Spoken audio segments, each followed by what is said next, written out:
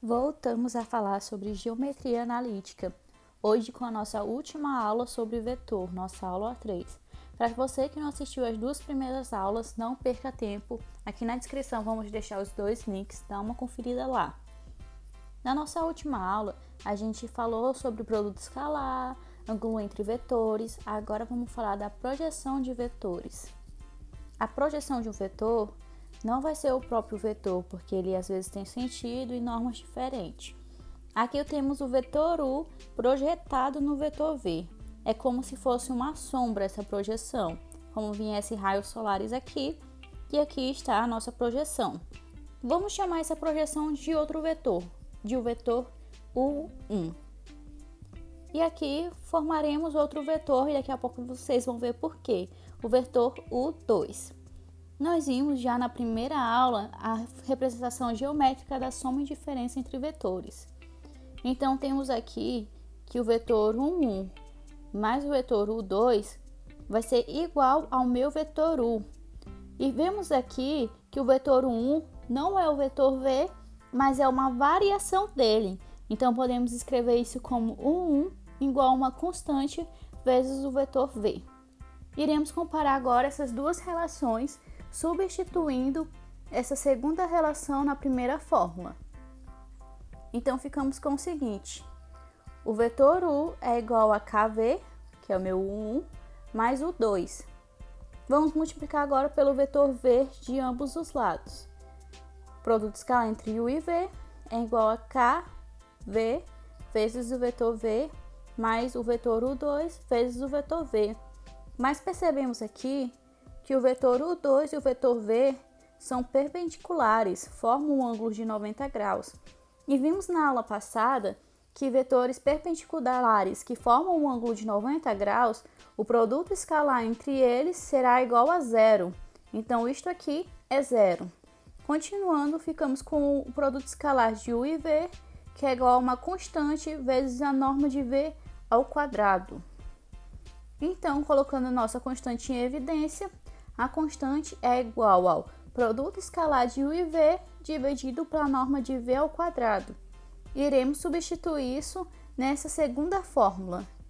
Então, U1 é igual a produto escalar de U e V dividido por norma de V ao quadrado, tudo isso vezes o vetor V.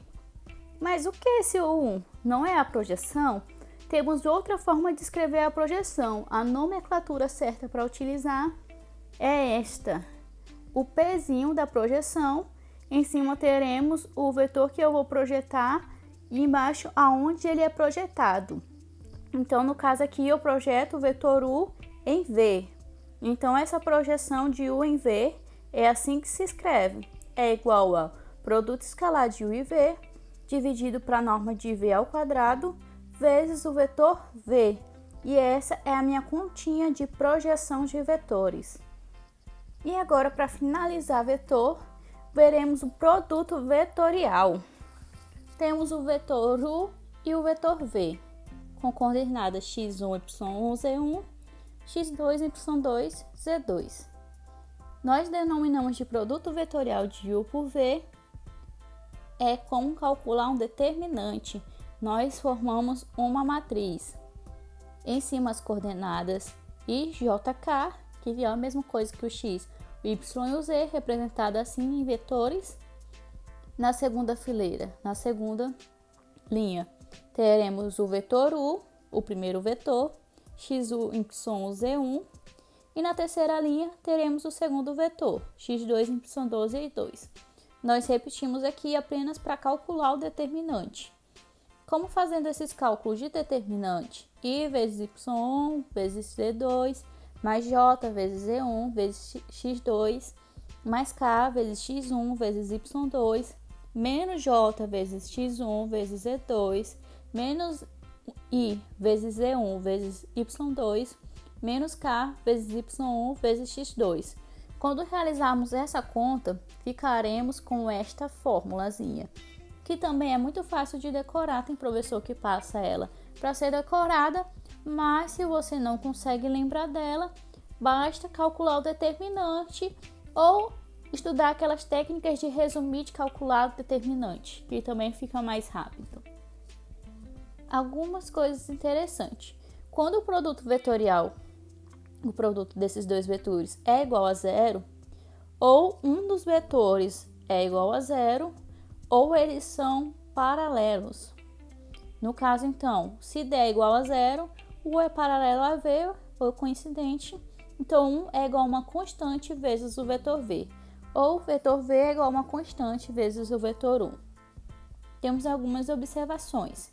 O produto vetorial não é comutativo, o produto vetorial é distributivo, como podemos ver aqui, e como temos um escalar vezes o vetor, isso fazendo depois o produto vetorial, podemos primeiro realizar o produto vetorial e no final somar, multiplicar com esse escalar.